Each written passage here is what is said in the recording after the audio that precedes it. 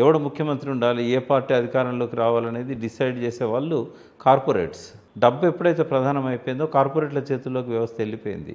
ఓ 30 ఏళ్ళ కింద 40 ఏళ్ళ కింద విలువలు ఉన్న వాళ్ళు వెనకాల ముందుండేవాళ్ళు, డబ్బు పెట్టేవాళ్ళు వెనకాల ఉండేవాళ్ళు. ఇప్పుడు వాళ్ళే ముందుకు వచ్చారు. వాళ్ళు ముందుకు వచ్చినాక ఒక పెద్ద బిజినెస్ అయిపోయింది రాజకీయం అనేది. నువ్వు ఏం చేసినా కూడా ₹1 సంపాదించడం సాధ్యం కాదు బయట. రాజకీయాల్లో రాత్రికి రాత్రి సాధ్యమవుతుంది, వేల కోట్లు. ఇంకా వాళ్ళు అఫిడవిట్లలో చూపెట్టుకుంటారు, ఏవో వ్యాపారాలు చూపెడతారు. అంటే బయట వ్యాపారస్తులకేమో అప్పులు పెరుగుతూ ఉంటాయి, వీళ్ళకి ఒక్కసారి ముఖ్యమంత్రి అయినా లేకపోతే ఒక్కసారి ఎమ్మెల్యే అయినా ఆఖరికి కార్పొరేటర్ అయినా కూడా వాడు 5 ఏళ్ళు తిరిగేసరికి 10 కోట్లు చూపెడతాడు అఫిడవిట్లో. మరి రాజకీయాల్లో ఉన్న వాళ్ళకే వ్యాపారాలు ఎందుకు పెరుగుతున్నాయి? అది ఒక బురద, అది ఒక ఊపి. ఉన్నాం కాబట్టి ప్రజలకు ఎంతో కొంత అవగాహన పెరుగుతుందని నేను మాట్లాడుతున్నా తప్ప, ఇప్పటికైనా కొంత అర్థం చేసుకోవాలి ప్రజలు.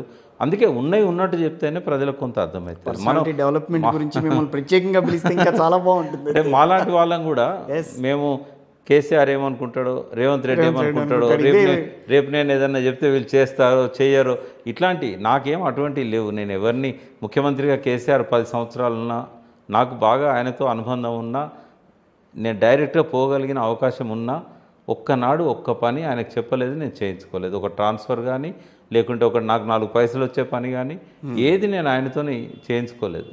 అంత అవకాశం ఉండి కూడా నేను ఐఎమ్ ద కో ఫౌండర్.